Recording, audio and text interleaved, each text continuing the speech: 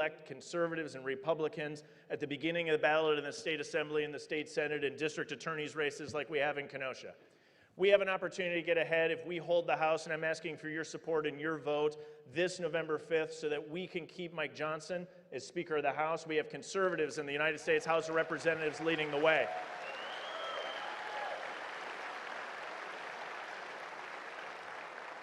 We have a huge opportunity in the state of Wisconsin. This is one of the reasons we need to get everybody out, is we're going to have Ron Johnson up here in just a moment. But let me tell you, he needs a friend in Washington, D.C., and we need to elect Eric Hovde, the next senator from the state of Wisconsin. And if we do our job in Wisconsin, we're going to have an opportunity to re-elect President Donald J. Trump. Let's get it done, everybody. God bless.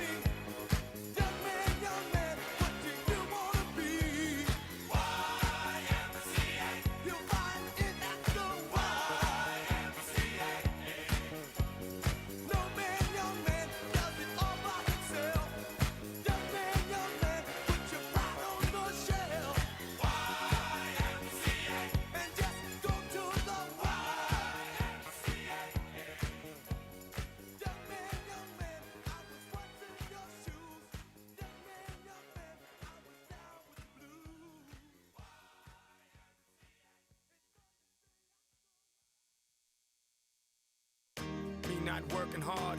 Yeah, right, picture that with a Kodak. Or better yet, go to Times Square, take a picture of me with a Kodak. Took my life from negative to positive, I just want y'all to know that.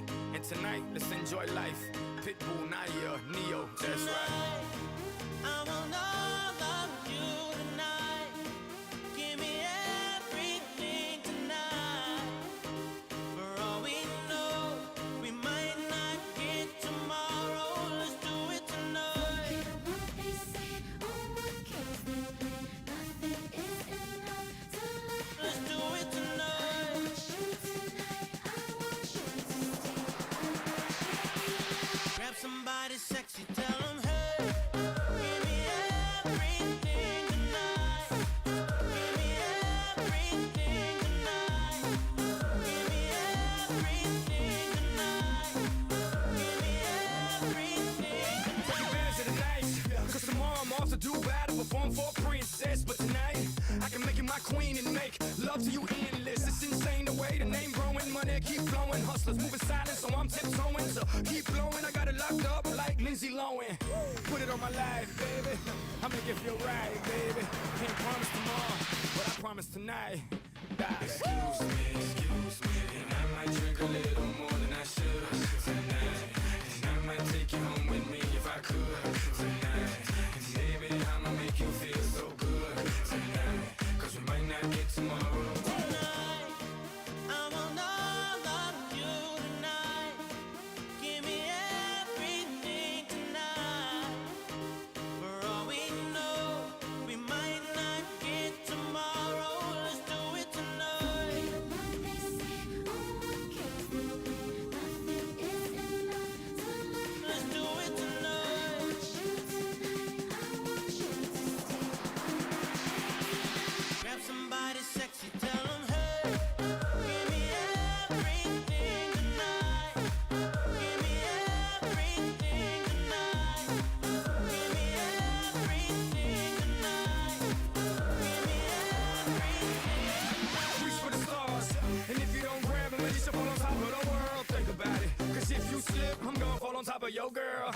What I'm involved with is deeper than the Masons, baby, and it ain't no secret. My family's from Cuba, but I'm an American. I don't get money like secrets. Put it on my life, baby, I'll make it feel right, baby. Can't promise tomorrow, but I promise tonight, darling. Excuse me, and I might drink a little more than I should tonight. And I might take you home with me if I could tonight. And baby, I'ma make you feel so good tonight.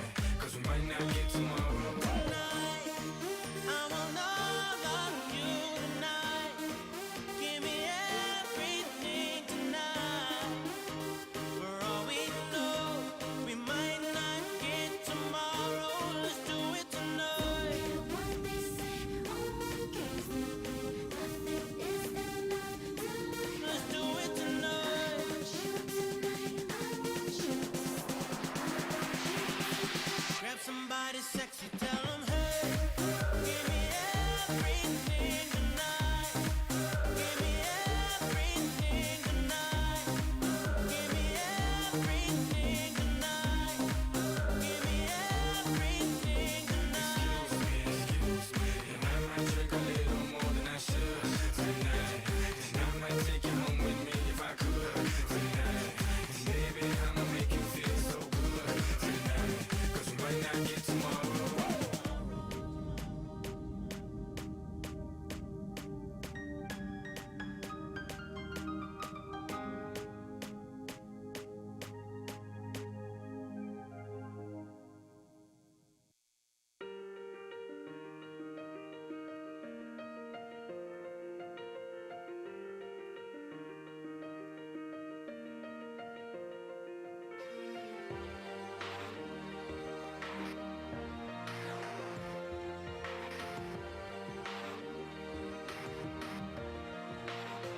Yeah, you can be the greatest, you can be the best. You can be the King Kong banging on your chest. You could beat the world, you could beat the war. You could talk to God, go banging on his door. You can throw your hands up, you can beat the clock. You can move a mountain, you can break rocks. You could be a master, don't wait for luck.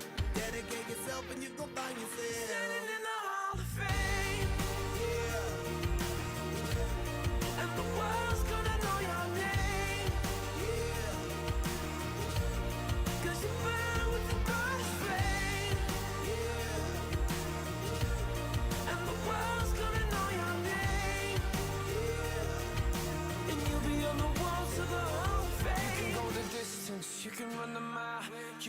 walk straight through hell with a smile. You could be the hero, you could get the gold. Breaking all the records they thought never could be broke. Yeah, do it for your people, do it for your pride. Are you ever gonna know if you never even try? Do it for your country, do it for your name. Cause there's gonna be a day when you're standing in the Hall of Fame. And the world's gonna know your name. Cause you burn with the burst flame. And the world's gonna know your name.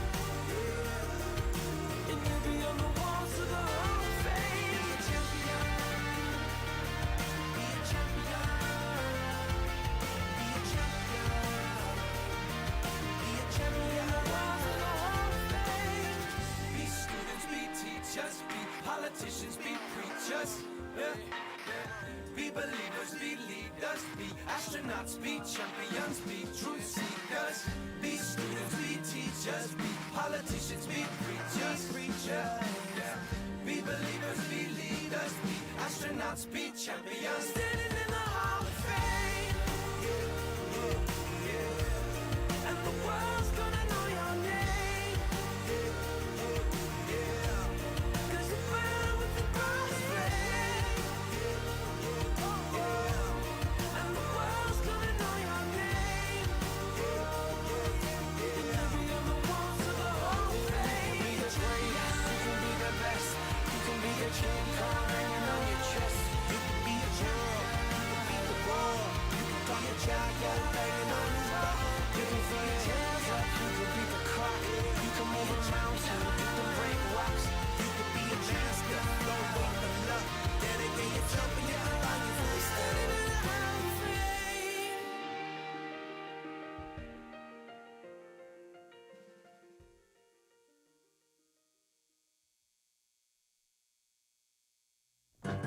You shake my nerves and you rattle my brain.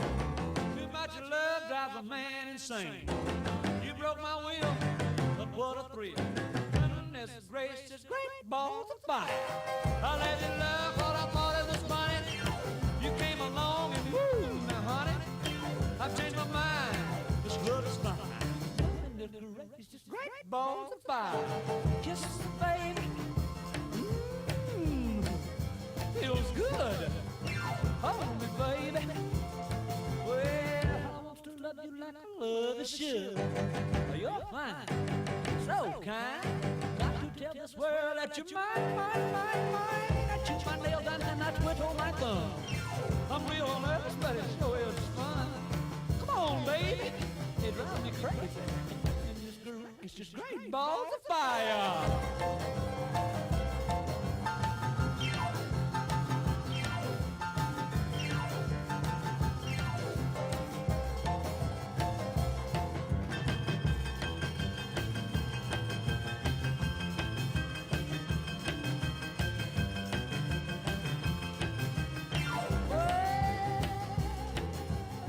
Kisses me, baby.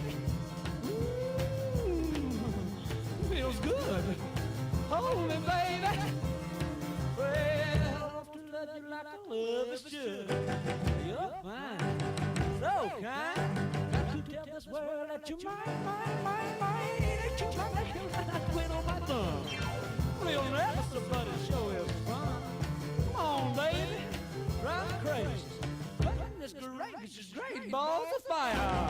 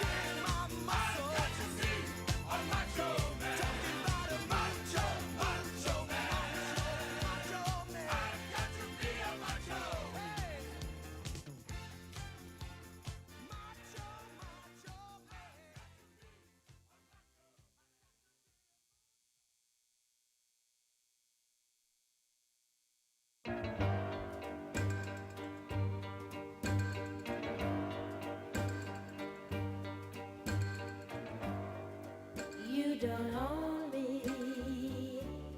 I'm not just one of your many toys. You don't own me. Don't say I can't go with other boys. And don't tell me what to do. Don't tell me what to say. And please, when I go out with you, don't put me on display. 'Cause you don't own me. Don't try to change me in any way. You don't own me. Don't tie me down, 'cause I'd never stay. I don't tell you what to say. I don't tell you what to do. So just let me be myself. That's all I ask of you. I'm young and I love to be young. I'm free and I love to be free. To live my life the way I want. To say and do whatever I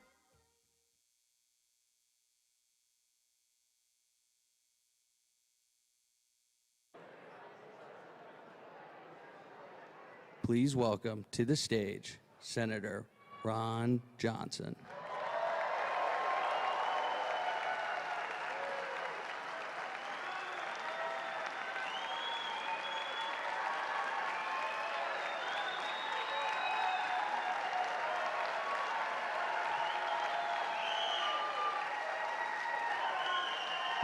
Hello, everybody.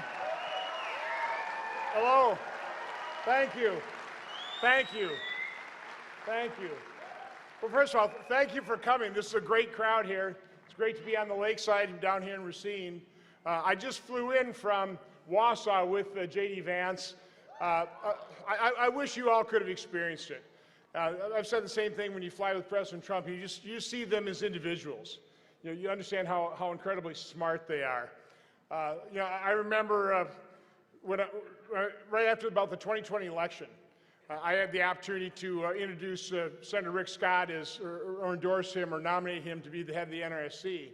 And so we were with my Republican Senate colleagues, and I just asked them, because in 2020, unless you're in a battleground state like this, you don't get to come to these rallies like this. And so I just asked my colleagues, first of all, how many had been to a rally, and maybe about a third of them had.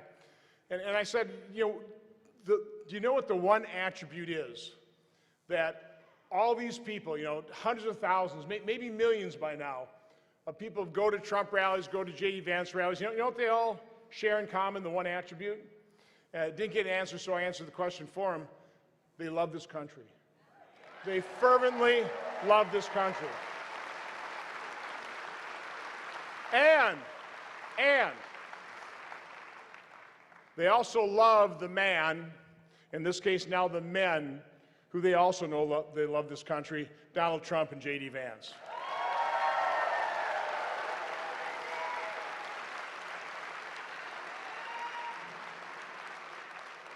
As we now witness Vice President Harris, her closing argument is, I guess, say that we're all a bunch of Hitler lovers.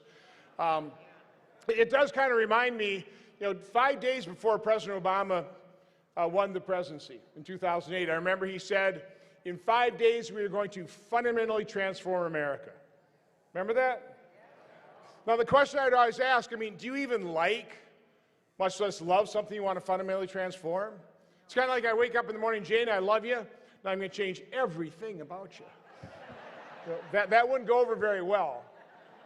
But it's also not a sign of really loving this country. Now, let me be clear. I do believe that the vast majority of Americans, whether you're Democrat, Republican, Independent, they do understand what is so wonderful about America, right? And they love this country. But I would argue their leaders are not real fond of America if you want to fundamentally transform it.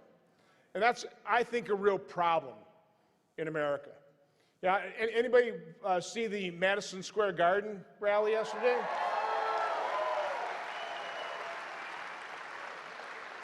Pretty darn remarkable, right? You had more than, 25,000 people inside, 75,000 outside. And the Democrats, of course, backed up by the legacy and corporate media, are comparing that to a Hitler rally. No, that is a celebration of America. And one of the reasons you like coming to these rallies is you're surrounded by people that love this country. I think I was traveling, so I didn't get to see the whole thing, but I've seen clips. I think one of the greatest lines was Tucker Carlson pointed out that he didn't think Kamala Harris has ever been accused of doing something useful. I think that's probably pretty true. And by the way, that fundamental transformation, what that is they are fundamentally destroying this country. That's what President Trump and JD Vance are trying to prevent, is the further destruction of this country. You know, one thing else I think the news media is missing about that Madison Square Garden rally is we had on display the incredible coalition that Donald Trump has now assembled. You know, have you know, again, I'm 69 years old. I've been around politics, or I've watched politics for quite some time. You know, the Democrat Party is not the party of our parents and grandparents. You know, the party that actually did care about Americans and about American workers. Now that is us. That, you know, Donald Trump has transformed the Republican Party.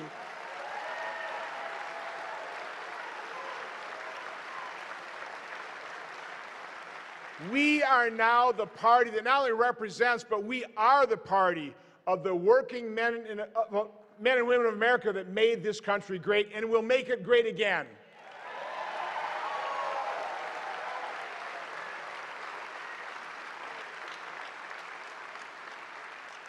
What also is not really being recognized in the legacy media is the group of people that have now joined this coalition.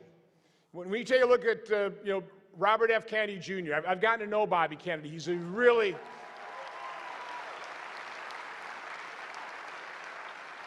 first of all, he's a really good person, but he's also really smart. You know, Tulsi Gabbard, if you've listened to her, she's really smart. Elon Musk, I mean, the guy is a genius.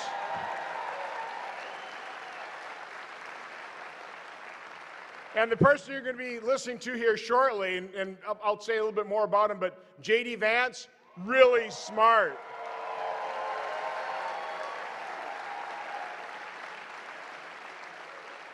Now again, these individuals come from diverse backgrounds, but again, like you, they all love this country. Also like you, they realize that Democrats are the threat to democracy, right? I mean, in the end, that's why Bobby Kennedy joined Donald Trump, is he realized that the party of his father, of his uncle, is not the party that he recognizes. His party left him, and they left America behind. And so the beauty about that new alliance between Bobby Kennedy and Donald Trump, you got to give both those individuals credit. Now, they don't agree on everything, but they're focusing on an area of agreement, chronic illness. And in doing so, they are demonstrating exactly how you heal and unify a horribly divided nation. So again, I give Donald Trump and Bobby Kennedy all kinds of credit for doing that. But again,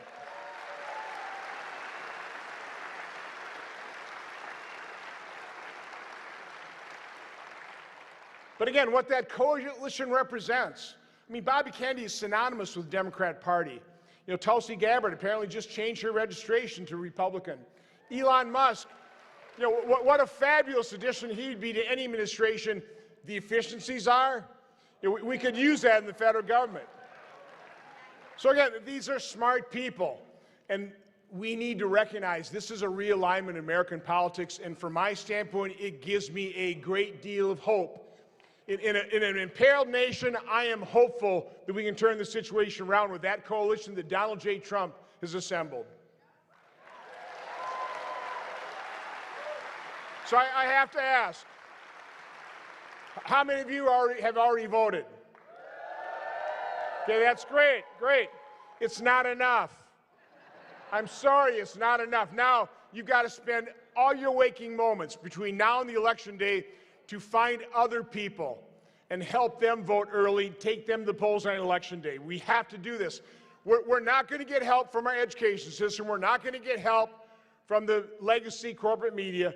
This is going to be up to we the people to save this country. Are you willing to do it?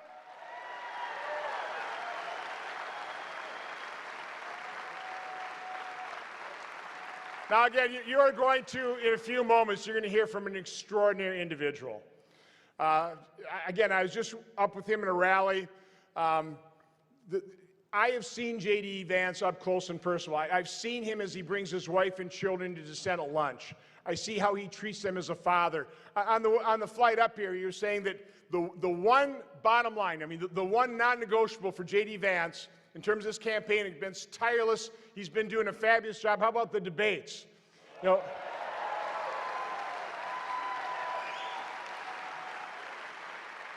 how about the way he answers questions from the legacy media?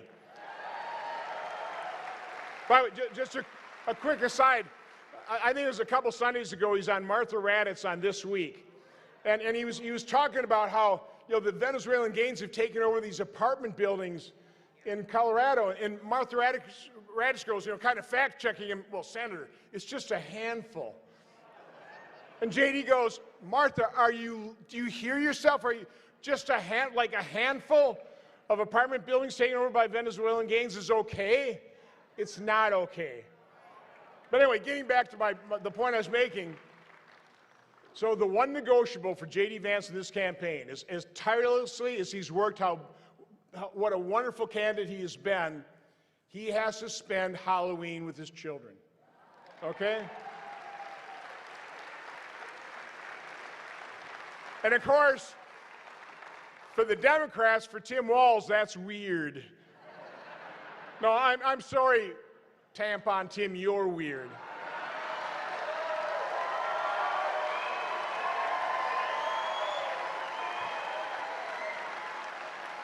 So unfortunately, I only served with JD for 2 years. I'm only going to be serving with him as a senator for 2 years because he's going to be the next vice president of the United States. But during that time, you know, JD didn't talk at every lunch or every meeting, but when he spoke with intelligence. He spoke as articulately as you've seen him speak. He is a smart person and wonderful vice presidential pick by Donald J. Trump.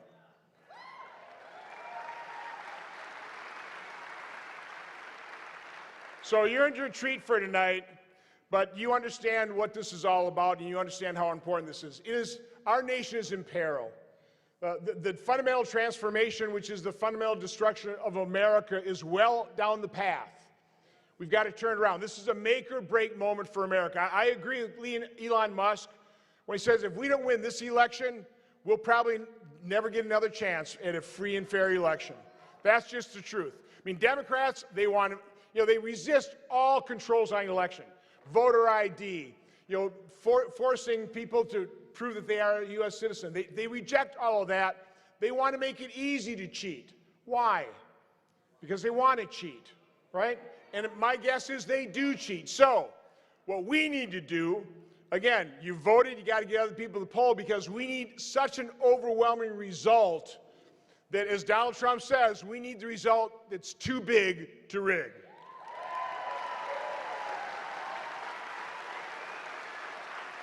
That is your job. That's all of our jobs. And we're up for it, right? Because, again, we are trying to preserve this nation because, in the end, what this is, it's a fight for that one essential ingredient that's made America great. First of all, you've made America great, but the essential ingredient is what you've used. Our ancestors use it. You use it to dream and aspire and build and create this marvel of a country. It's called freedom.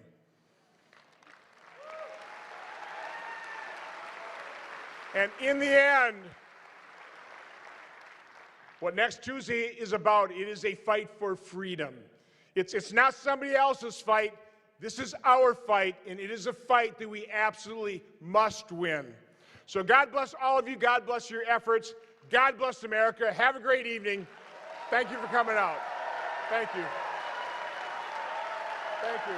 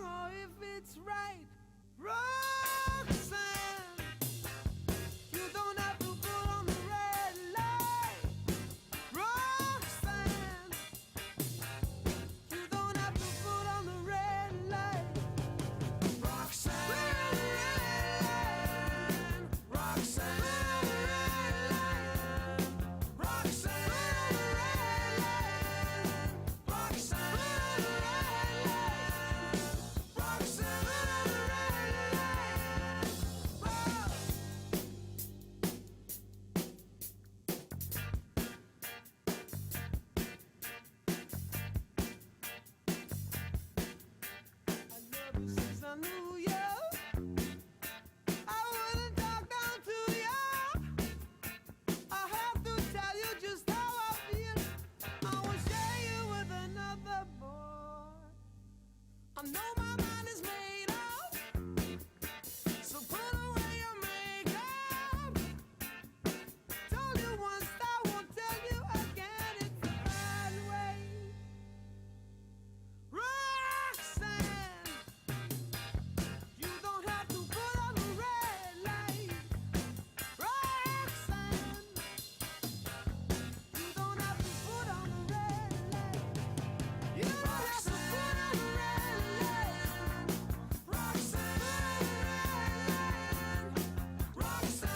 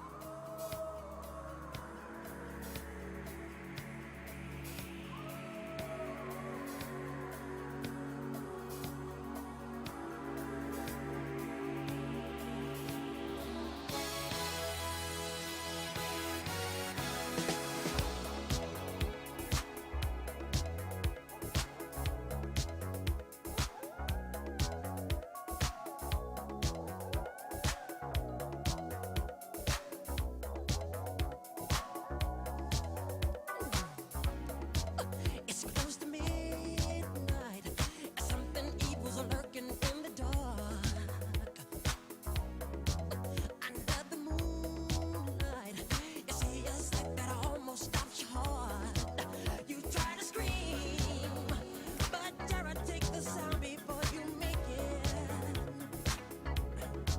You start to freeze as horror looks you right between your eyes. You're paralyzed, 'cause this is daylight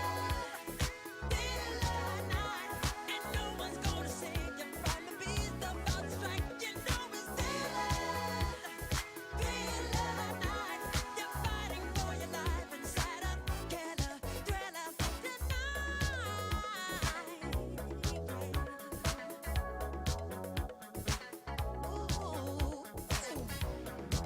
You hear the door slam and realize there's nowhere left to run.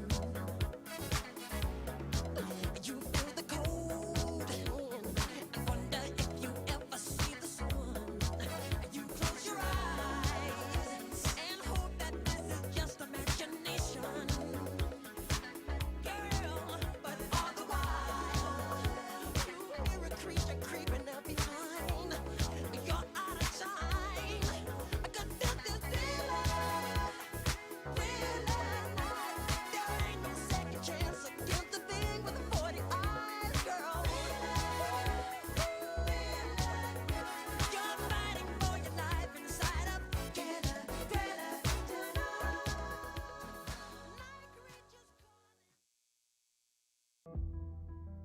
A lot of people feel like the American dream is further and further away.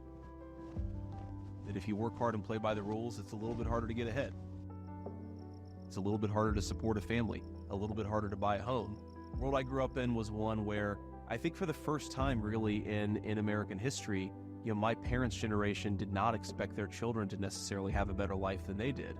And you saw that in all kinds of different ways, but there was this sense growing up in Middletown in the 1990s that a lot of people didn't expect the future to be better than the past, and that's a really unique and a really tragic thing. The jobs started to disappear from that community, drugs started to move in, hopelessness started to move in, and so a lot of people who really knew that the future would be better than the past actually found a world that was a lot more difficult and a lot more challenging. I wrote Hillbilly Elegy because I wanted to give people a sense of what it was like to live in a community like mine. I didn't think a whole lot of stories were told about white working class Americans. I didn't think a lot of stories were told about people who were struggling with some of the problems we were struggling with, joblessness, drug addiction, and so forth. And I thought that I could tell a story that would make people understand my family a little bit better, and maybe in the process, understand the struggles of a lot of families. I come from the places that I want to represent, and what we need is to stop sending people that are of the DC swamp. We need to send people who are of the places they aim to represent. I want to fight for the people that I come from. The American media has been laundering foreign disinformation. It is disgusting. Instead of talking about the crises in our country, they try to silence the people who are experiencing them. Who do you want answering the phone? Do you want a person who hides from the friendly American media, or do you want a person who takes a bullet to the head and stands up and says, fight, fight, fight? Kamala Harris, you ought to have respect enough for your own people to enforce their border laws and listen to them. Listen to them when they complain about it. Don't pretend they're bad people. We're not bad people for loving this country. You're a bad person for doing this to the country in the first place.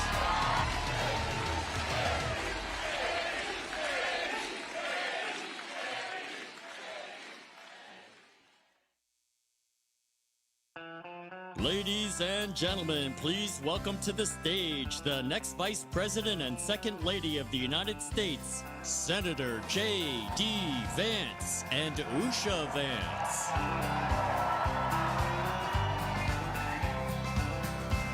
Why don't we liberate these United States? We're the ones who need it worst. Let the rest of the world help us for change, and let's rebuild America first. Our highways and bridges are falling apart. Who's blessed? Who has been cursed? There's things to be done all over the world, but let's rebuild it. Wow.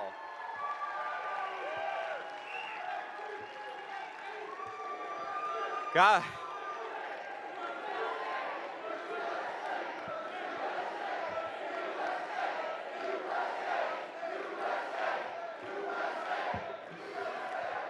Thank you, thank you. It is great to be here in Racine, Wisconsin.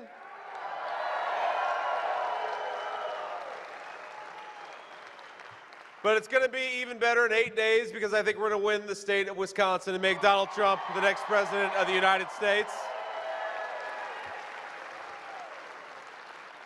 Now, we have a lot of incredible people helping us. I know we've got a lot of folks, just volunteers, just in this room, but I want to give a special shout out to a couple of people. In particular, you guys are very lucky in the state of Wisconsin to have a great United States Senator in Ron Johnson. Ron, where are you?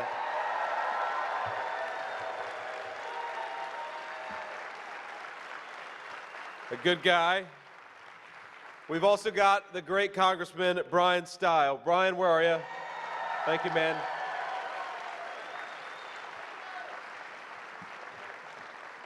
And last but certainly not least, the beautiful Usha Vance. Thank you, honey, for being here.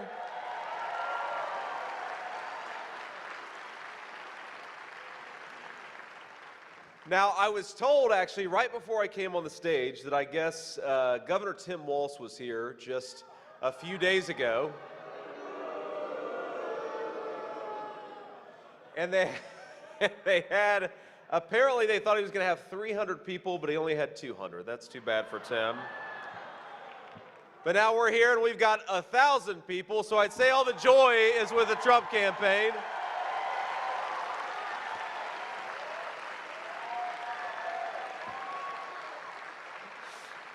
Now, why, of course, we ought to ask ourselves, why is the joy with the Trump campaign? And I think there's a couple things that we have that they don't. First of all, I'm actually proud of my running mate's record, and Tim Walz is ashamed of his running mate's record. That's one big difference. But I figured out, I think that the thing that we're allowed to do on the Trump campaign that they wish they could do on the Harris-Walz campaign is just tell the truth to the American people. And, you know, there are all these little ways in which I think the dishonesty of the Kamala Harris campaign comes out, and some big ways too. But, you know, my favorite is I was reading a little bit about the news this morning, and I saw that Governor Tim Walz, they're going to appeal to the young men vote in the United States of America by playing Madden on the internet with AOC. That's their new strategy. They did that yesterday, and they did it, of course, during, you know, when most normal people were watching real football, not watching Madden online with AOC and Tim Walz. But he also, I guess, took to social media and said that AOC was really good because she ran a good pick six.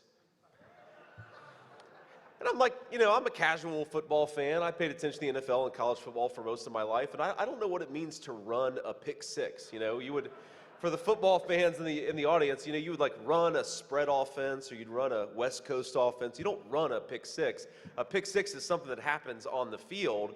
And this guy's supposed to be a football coach, and I thought to myself, maybe I actually know more about football than Governor Tim Walz. And it's appropriate because I think that Donald Trump knows more about working at McDonald's than Kamala Harris. So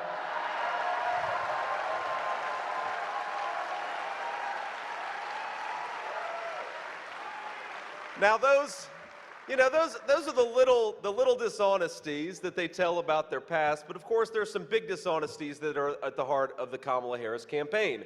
And the number one most important dishonesty is that she has nothing to do with what's been going on in the United States of America for the last 3.5 years. Kamala Harris would have us all believe that she was nowhere near Joe Biden, that she's had nothing to do with Joe Biden, that she doesn't even know what Joe Biden looks like, even though she has been the sitting vice president for the last 3.5, 4 years, and she used to brag that every major decision of the Biden administration, she was the last person in the room. And of course, not sometimes just the last person in the room, but we know because we can check the record that Kamala Harris cast the deciding vote on trillions of dollars of new spending. And what happened when we spent all that money?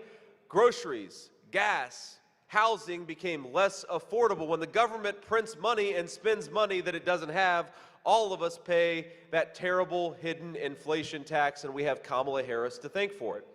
And so it takes a special audacity, a certain shamelessness that I think can only come from a true career politician for her to stand up in front of the American people and say things like, on day one, I'm going to tackle the affordability crisis that's affecting American families. Or she'll say, on day one, we're going to make the border more secure. And I think all of us with an ounce of common sense are saying, Kamala, day one was 1,400 days ago. What have you been doing that whole time?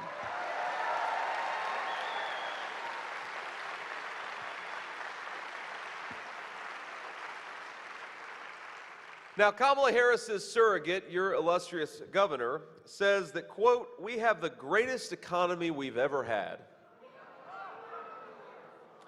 I don't even understand that argument. Here's the actual record. Over half of the counties in the state of Wisconsin have fewer jobs than before the pandemic, and manufacturing has been hit the hardest. And I know that Wisconsin is a proud state of American craftsmanship, so when folks lose those proud, dignified manufacturing jobs, it means, I think it hurts especially in states like Wisconsin, just like it hurts especially in states like Ohio. The cost of living is up 20% in the state of Wisconsin. The amount of money you're spending now to afford a life that you could have afforded when Donald Trump was president costs about $12,000 more per year. And in total, inflation has robbed Wisconsin families of about $28,000. That's the record of Kamala Harris. That is the record of the last 4 years. Is that the greatest economy we've ever had? So I think you'd all join me in saying, let's get back to the common sense economic policies of Donald J. Trump. Let's get back to prosperity in the state of Wisconsin and all across the United States.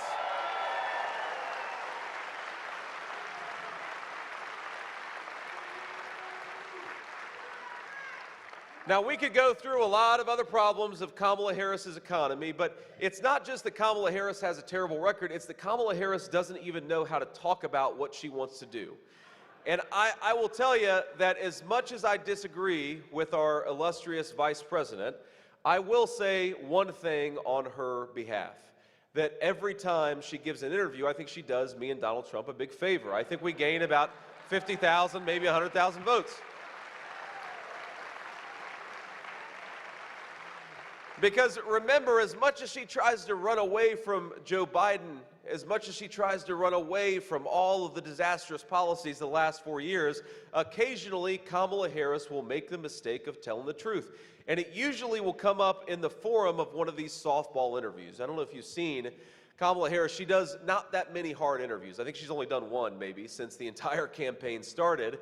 And of course, you know, me and Donald Trump, we go everywhere. We talk to everybody because the people who want to lead you ought to go out and earn your vote, not be expected to just be given your vote. I think that's common sense.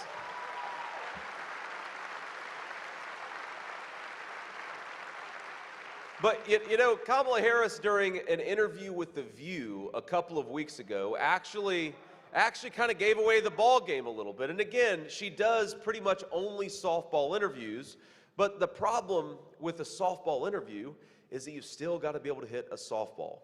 And I don't know that Kamala Harris could hit a T-ball based on some of the conduct that we've seen over the last few weeks. Because remember, she's trying to say that she's had nothing to do with the policies of the last 4 years. So they give her the ultimate slow pitch right over the middle. They say, what would you have done differently? Name one thing that you would have done differently than Joe Biden. And she says, nothing comes to mind. Now, to be fair, I do think that could be the slogan of the Harris-Walz campaign, nothing comes to mind. But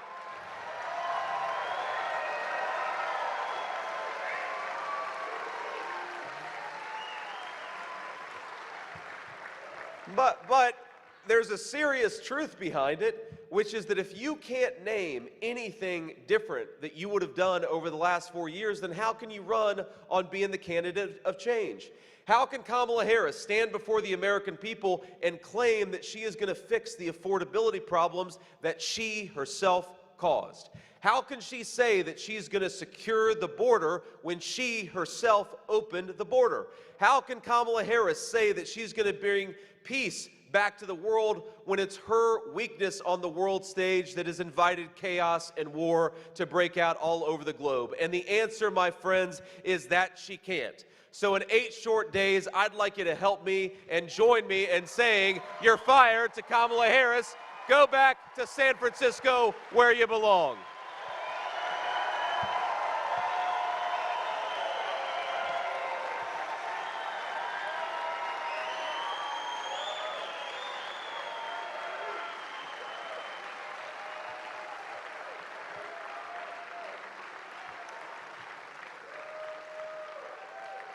I mean, there is so much that we could walk through with Kamala Harris's failed leadership. We could talk about the fact that our national debt has exploded over the last 4 years. We have never had, I know Ron Johnson cares about this as much as anybody in Washington, we have never had peacetime spending like this.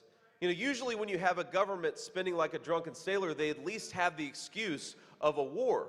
Kamala Harris doesn't even have that excuse. She's spending like it's World War III, and frankly, with her policies, she may walk us into World War III, but thank God we're not there yet, and yet she's spending like we are.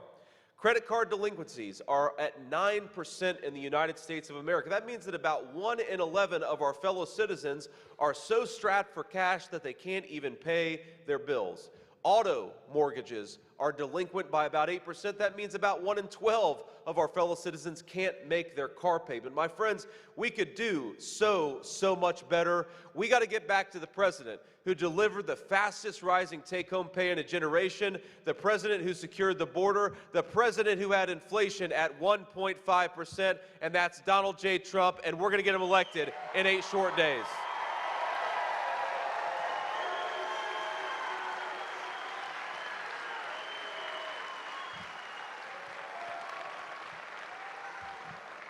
Now, of all the issues that we could talk about, I think we believe in the common sense principle that our schools ought to educate our children and not indoctrinate our children, right?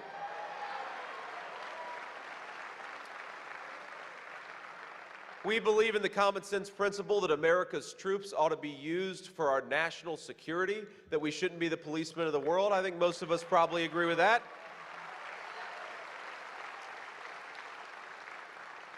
But there is one issue, I think, above all others, where Kamala Harris has represented such a radical departure from the successful policies of Donald J. Trump, and that is at the border.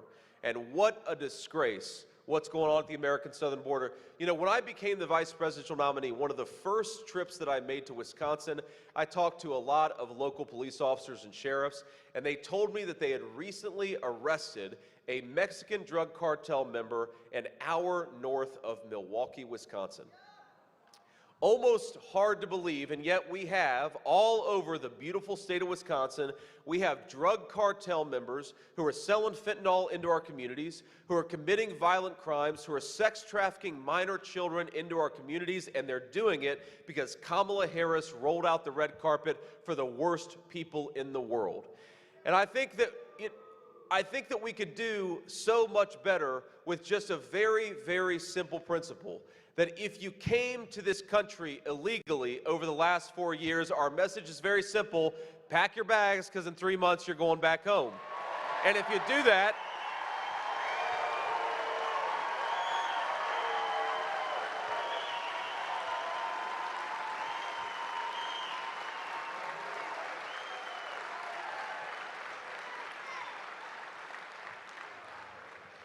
because since 2020, you know that opioid deaths have doubled in this country. It's now the leading cause of death of our young people is drug overdoses, and most of the drug overdoses are caused by fentanyl brought into this country by Mexican drug cartels. Now, we talk about that problem all the time, and rightfully so, and my family was very personally affected by this. It's one of the reasons why I care so much about it. Now, I was raised by my grandmother, and the reason I was raised by my grandmother is because my mom struggled with addiction. And I'm proud to say that Mom has now been almost 10 years clean and sober, and that's an incredible grace. God bless you. Thank you.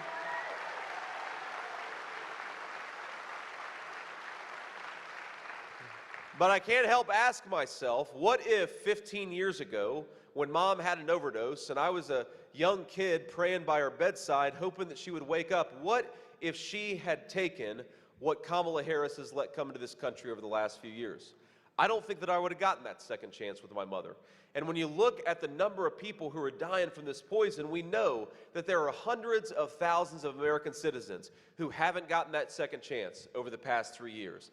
There are hundreds of thousands of American families, millions of people who didn't get that second chance with their mom, with their dad, with their loved ones, with their kids, because we allowed the worst criminal entity in the world to bring in and profit off of terrible poison in our communities. We are doing something to this country that is totally unforced and that is totally unnecessary, and it is going to stop when Donald J. Trump is back in the White House.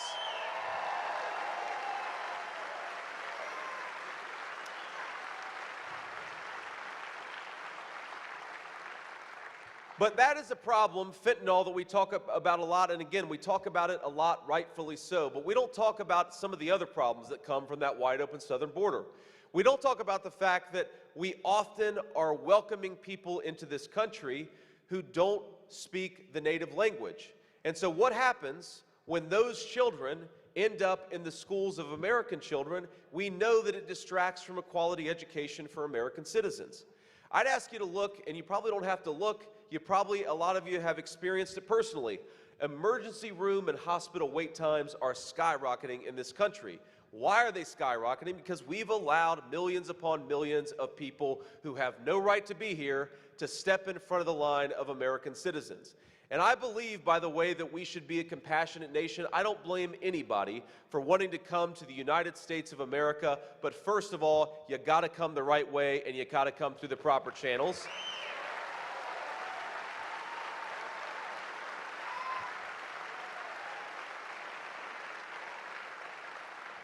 And second of all, and this is very, very important, you know who I do blame? I blame Kamala Harris and her open border. So let's say to her in 8 days, you're fired. Get the hell out of there. We want somebody who actually cares about America's citizens. Compassion is a very good thing, my friends, and I believe that we are a compassionate and generous country. In fact, I believe that we are the most compassionate and the most generous country in the history of the world. But our compassion and our generosity must start with our fellow Americans, our fellow citizens. That is where our leaders should focus, especially given how screwed up the world is in 2024.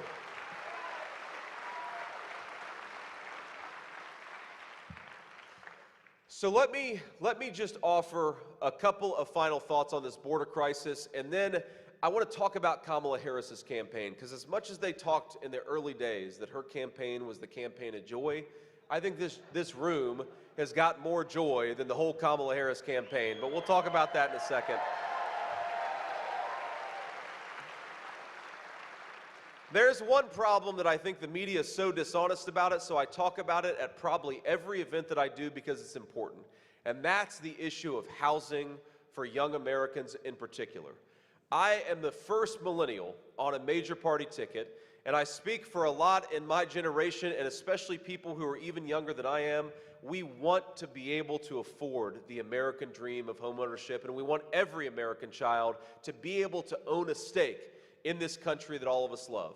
But because of what's happened to housing prices, we have a whole generation of American citizens who are looking to the future, wondering whether they're ever going to be able to start a family or ever to be able to buy a home. Housing prices under Kamala Harris's leadership have risen over 40%, and of course, in a lot of communities in Wisconsin, they've risen a lot more than 40%. That is a disgrace. To do that to our young people, to tell them they're not going to be able to own a home in the country that their parents and grandparents built, we have got to do so much better. And here's how we're going to do it. Because there are two things that we've got to do to make the American dream of homeownership affordable again. Number one, we got to lower interest rates and build more houses. It's very simple. If you go and buy a house right now, mortgage interest rates are as high as they've been in probably 30, 40 years in the United States of America. And not to mention that, but we're not building enough homes. You know, think about this. Our ancestors went to the moon with pocket calculators and slide rules, and thanks to Kamala Harris's overreaching government, we don't make enough homes for our own citizens. We used to make rockets that went to the moon. Now we don't build enough homes. That's a terrible, terrible reflection of our current leadership.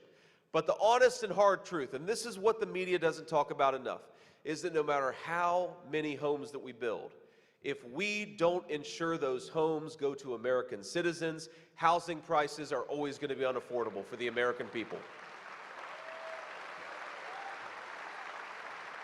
And when you bring in 25 million people who have no legal right to be here, and you put them in homes that ought by right go to American citizens, you are stealing the American dream of homeownership from our people.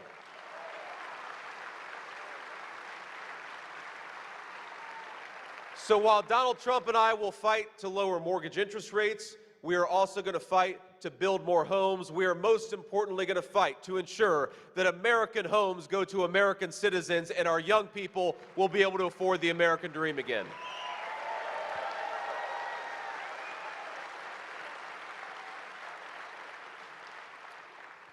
So let's talk just a little bit about Kamala Harris's campaign, because I don't think it's going so well, my friends. But here's the thing is, she doesn't have a plan to run on. She doesn't have a record to run on.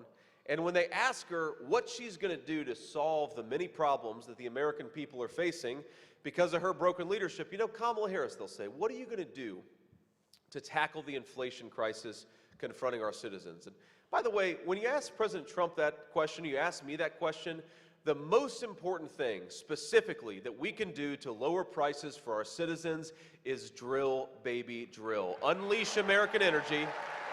And that is the most important thing. Now,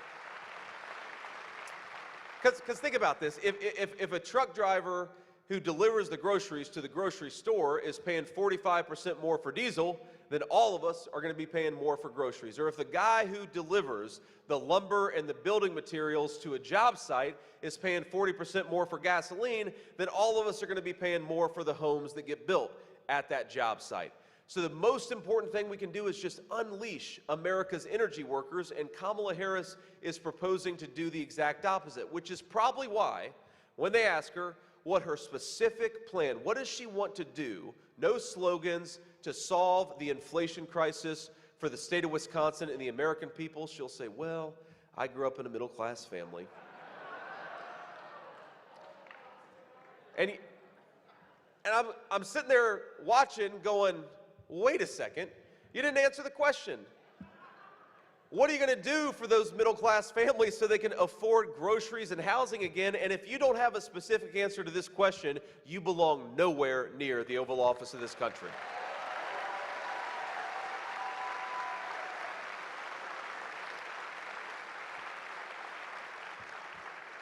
So because they don't have a record and because they don't have a plan, what the Democrats have decided to do in this last week of the campaign is to double down on the most divisive rhetoric I think that we have ever seen from a major party presidential candidate in my lifetime. Because as much as Donald Trump and I have criticized Kamala Harris, and we'll criticize their plans, we'll criticize their disgraceful open border, Donald Trump and I want to be president of the whole United States of America. Even if you voted the wrong way, or will vote the wrong way in 8 days, we're still going to fight for you, and we're still going to fight for your interests. But here's the thing. That's not what Kamala Harris is saying. Kamala Harris has decided that she's not just going to attack me and President Trump, that she's going to attack the people who are voting for me and for President Trump, and I think that is a disgrace. We had a big rally yesterday in Madison Square Garden. It was very fun. We had a good time.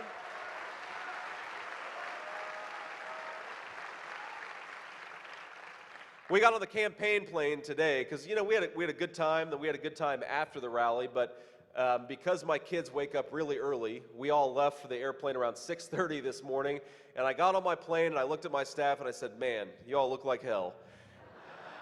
Long night last night, so say a prayer for the Vance campaign staff.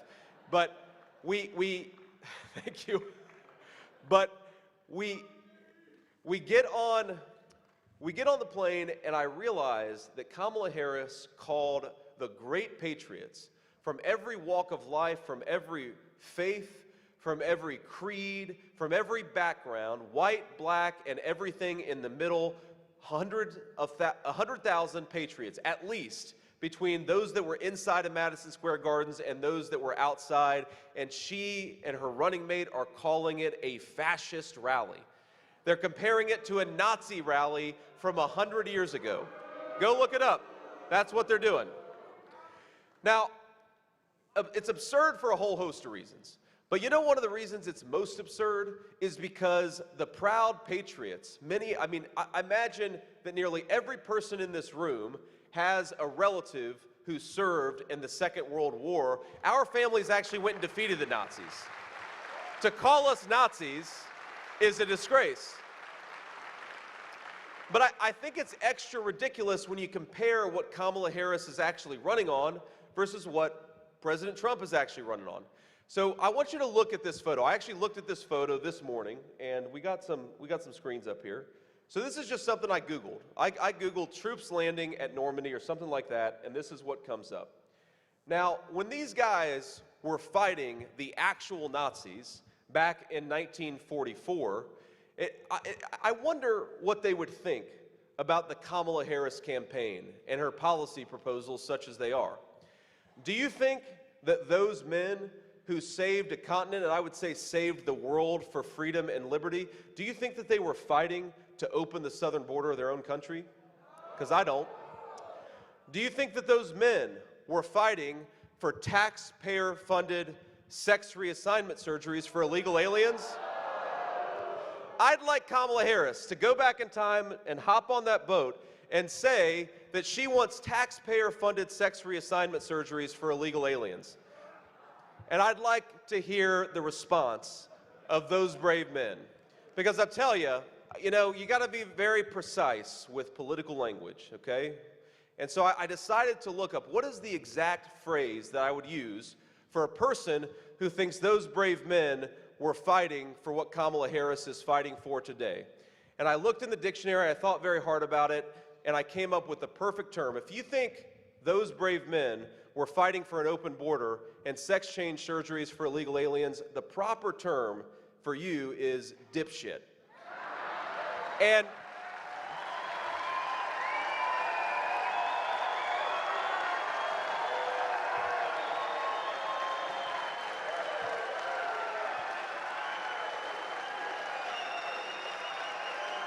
again,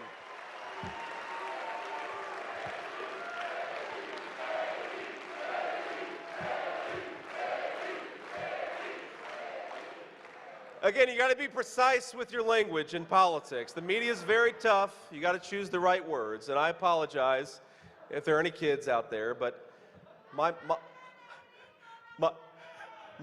mamaw cussed a lot. I turned out okay. So, one final thought, and then we'll take a few questions from the local reporters.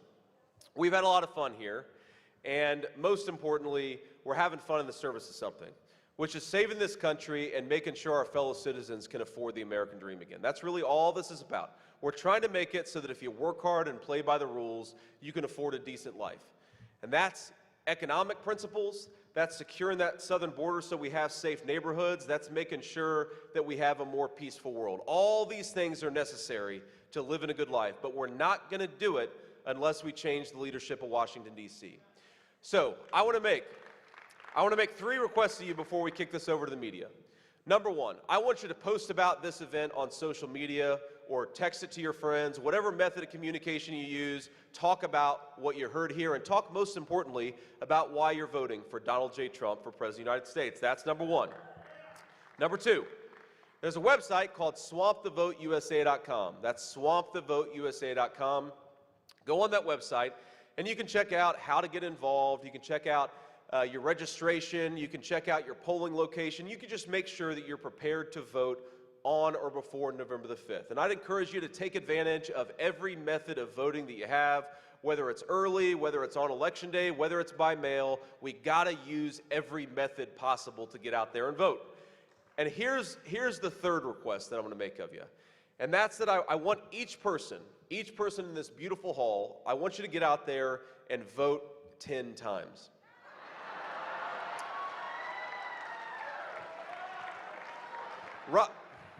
Ron just shot me a look. He said, we're Republicans, we only vote once. Here's the way you're going to vote the legal way 10 times is you're going to take yourself to the polls and take 9 of your friends and family with you, and I want every person to make sure that happens by Election Day.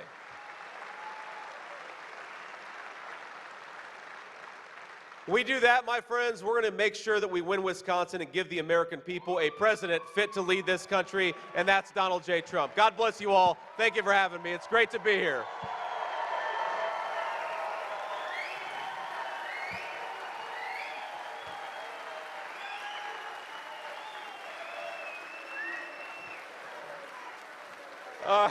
All righty. Let's take a few questions from the reporters before we hit the road. Senator Vance, thank you so much for taking my question. Jason Calvi, Fox 6, Milwaukee. Appreciate your time. At the Madison Square Garden event last night, you were there. A comedian said that Puerto Rico was a floating island of garbage. Your thoughts on that? Well, my thoughts on that is, first of all, I didn't hear it when it happened. A comedian told a joke, and I don't think that's news worth making. I think what is news is that Americans can't afford their groceries because Kamala Harris has been a terrible vice president. And that's what the American people are interested in, and that's what the American people and the American media should focus on.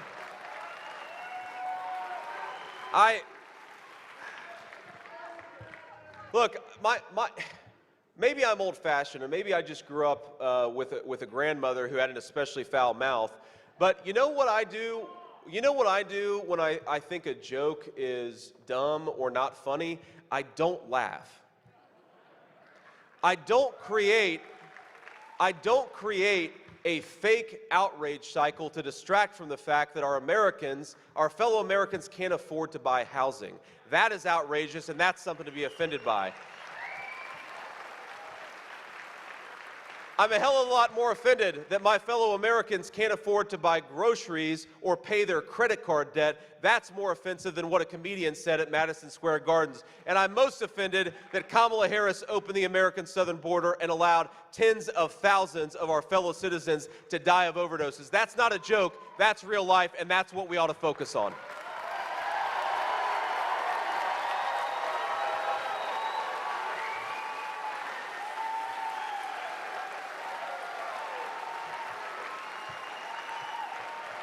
Thank you. Next question.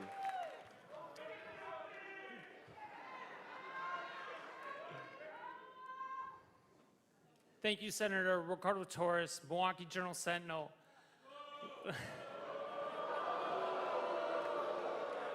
Last Friday, Senator Ron Johnson said the massive deportation of 10 million people under President Trump would not be realistic, and it's not going to happen. Do you agree with him? Well, I actually talked with Ron on the plane about it, and first of all, you know, Ron is a hell of a lot more articulate than I am. If you want to know what Ron thinks, then ask Ron. But what I think and what President Trump believes is that, number one, we've got to stop the bleeding. That's the most important thing, is we've got to stop the we've got to stop the large inflow of illegal immigration in the first place. And you do that by building the wall, re-implementing deportations, and stopping the ridiculous catch and release policy of Kamala Harris. So you got to stop the bleeding first. And then you got to ask yourself, what do you do, of course, with the millions of illegal aliens that are already here? And look, I think that you start, of course, with the violent criminal migrants. You've got 425,000 people in this country who are violent criminal migrants. That's more than double the size of the United States Marine Corps. You start with them and get them out of our country on day one, or as close to it as possible. I don't want to be in your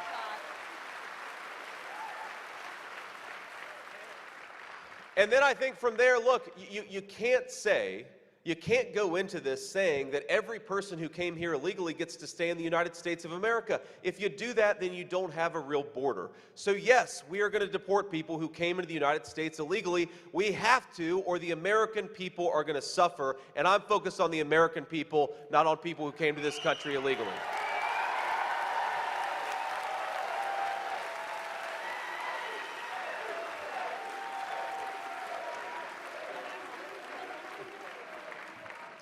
And just practically, there are a couple of things that you can do. First of all, we ought to make it harder for illegal aliens to work in the United States of America. We want people who are working, but legal. We want legal residents and citizens to be working in this country, not illegal labor. And I think that if you do that, combined with some real law enforcement, and by the way, every time I go to a local community, the local officers are telling me we would love to help the federal government with immigration enforcement because they're being overwhelmed. So if we empower our law enforcement to do their jobs and make it harder for illegal aliens to work in this country, I think that we'll go a long way to solving the immigration problem in this country. Next question.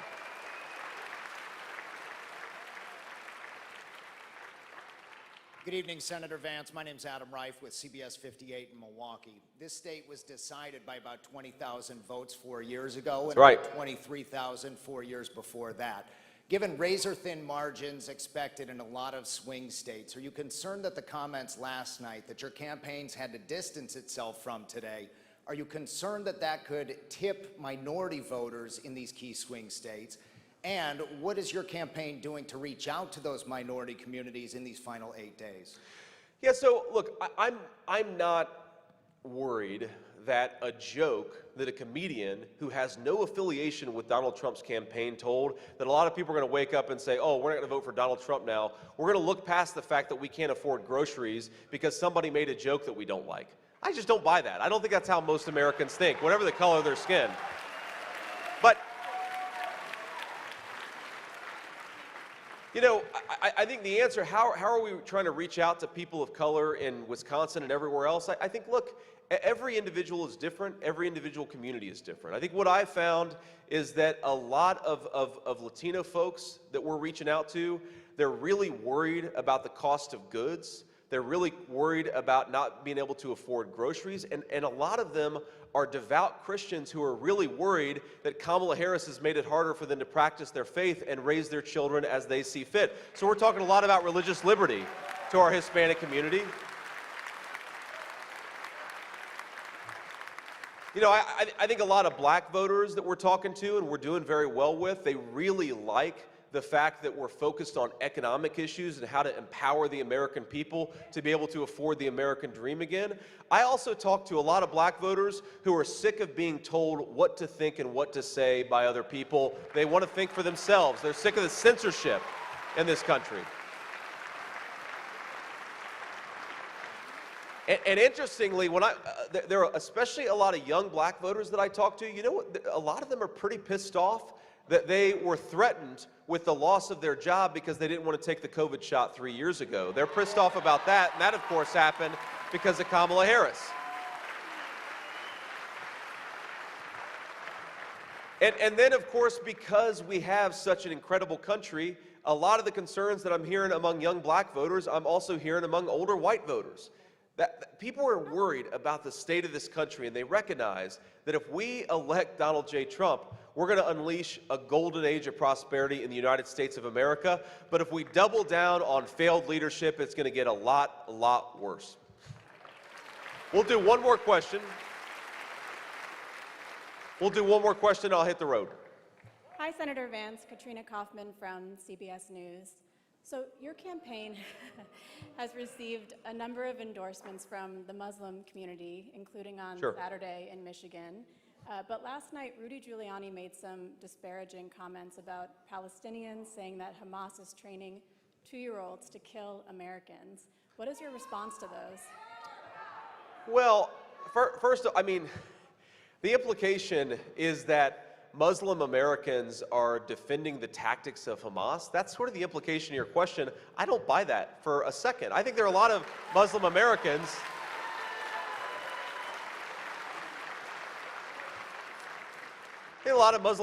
who may disagree with, you know, certain policies of the Trump administration. They may disagree with certain policies of Israel, for example. But most Muslim Americans, like most Americans, I believe are good people who want to live in a safe and secure and prosperous country. And they can disagree. Look, we can disagree on issues, but I just don't buy the idea that Muslim Americans are sitting out there thinking, well, we're super pro-Hamas. I think that the reason they're coming behind Donald J. Trump, and it's interesting, because I think for the first time in this country's long history, of course, the Middle East has been a basket case for 50 years. I think you can make a really good argument that whether you're a Jewish American who's very pro-Israel, and to be clear, I'm a pro-Israel guy, or whether you're a Muslim American who doesn't always agree with Israel, Donald Trump is actually the best candidate for both of those two camps. And why is that? Because Donald Trump is the candidate of peace through strength, and Kamala Harris is the candidate of war and chaos.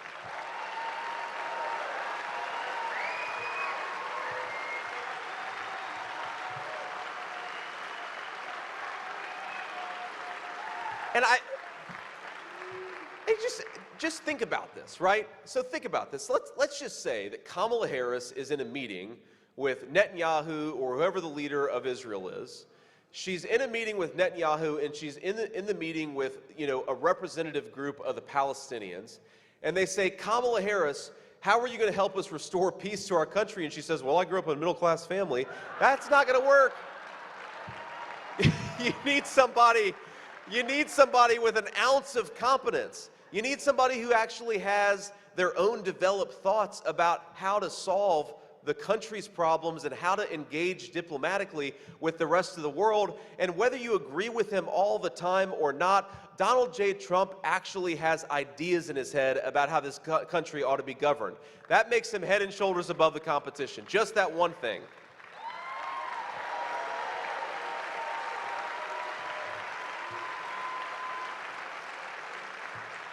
So let me leave you with this final thought here, and it's very simple. If you think about what this election is about, you don't have to agree with me on every issue. You don't have to agree with Donald J. Trump on every issue, But think about the big tent coalition that we've assembled. On the right, we've got people like Brian Kemp, Nikki Haley. On the left, we've got people like Tulsi Gabbard and Bobby Kennedy. This is the common sense coalition that's ready to take this country in a more positive direction. But it's very simple. Kamala Harris broke it, and Donald Trump will fix it.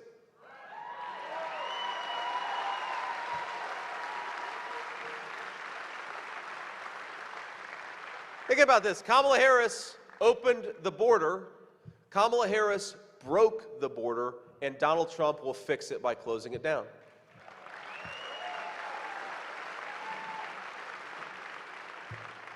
Kamala Harris inherited an economy with 1.5% inflation and rapidly rising take-home pay. Kamala Harris broke that, but put Donald Trump back in there and he'll fix it.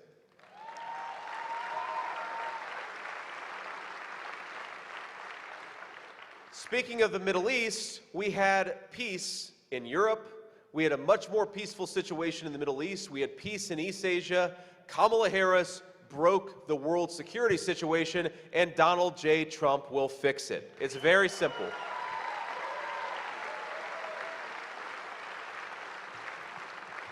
I have learned more about the greatness of the United States of America in the past 3 months than I think I could have ever hoped to learn in a lifetime. And I've learned that by going out to places like this, talking to our fellow citizens, realizing that we have a generosity of spirit in the United States of America that I think is unmatched anywhere in the world.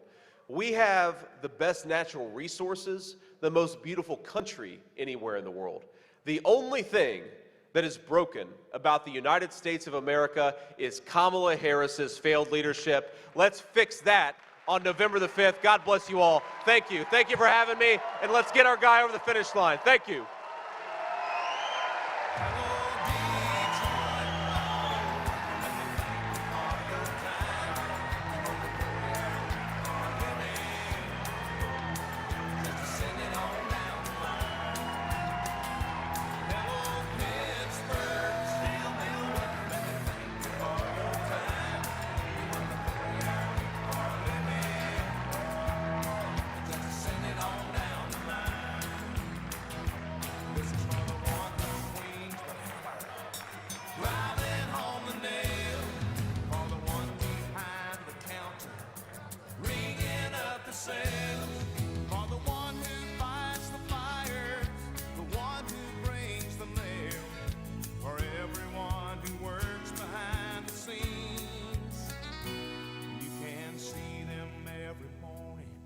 In the factories and the fields, in the city streets and the quiet country towns,